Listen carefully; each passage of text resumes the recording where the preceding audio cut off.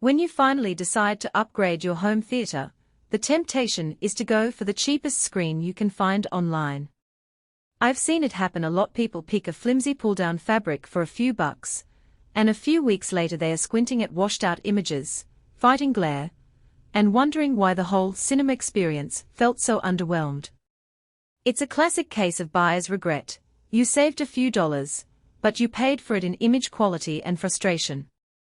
So the question I keep hearing is it worth shelling out a little more for a dedicated motorized screen, or am I just throwing money at a gimmick? Link is in the description if you want to check the product details on Amazon. In this video, I'm going to walk through the Valerion 150-inch PureVision motorized screen, see whether it actually lives up to the hype, and decide if it's the smarter buy for a serious home theater setup.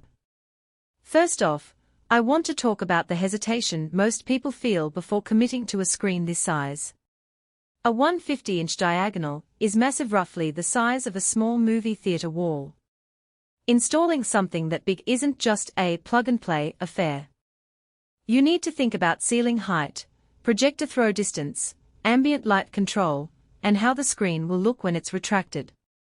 If you have a modestly sized basement, or a dedicated media room with a high ceiling, the screen can become the centerpiece of the room. If you're trying to squeeze it into a cramped bedroom, you'll likely run into issues like the screen hitting the ceiling, or the image being too low for comfortable viewing. The PureVision screen is built with a black backing that promises higher contrast, especially important for 4K and 8K content where you want those deep shadows to stay truly black. Its laser speckle reduction claim is relevant if you're using a laser projector, which tends to produce a subtle grain that can be distracting on bright screens.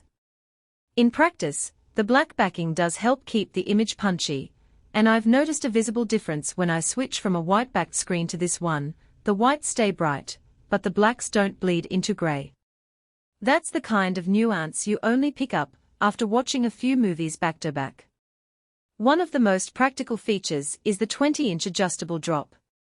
When you mount the screen, you can fine-tune the vertical position so the top edge aligns with your eye level.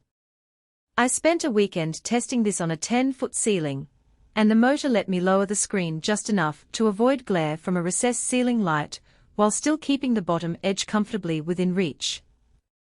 The motor itself stays under 40 decibels, which for a room that is otherwise silent means you won't hear the screen moving until you're really paying attention.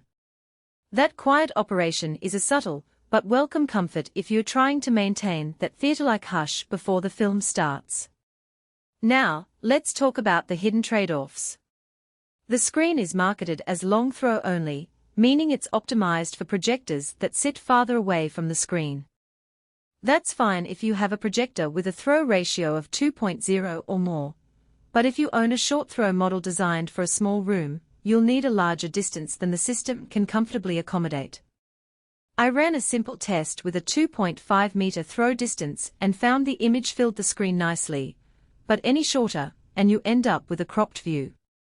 So the screen's value really shines for dedicated home theaters, where the projector can be placed on a ceiling mount, or a shelf several meters back, not for a desk-mounted or tabletop projector setup. Mounting options are generous. You can ceiling mount, wall mount, or even use a hook installation if you're renting and can't drill into the ceiling. I chose the ceiling mount because it gave a clean look and kept the screen out of the way when retracted. The instructions are clear enough that anyone with a basic drill and a level can get it up in an afternoon.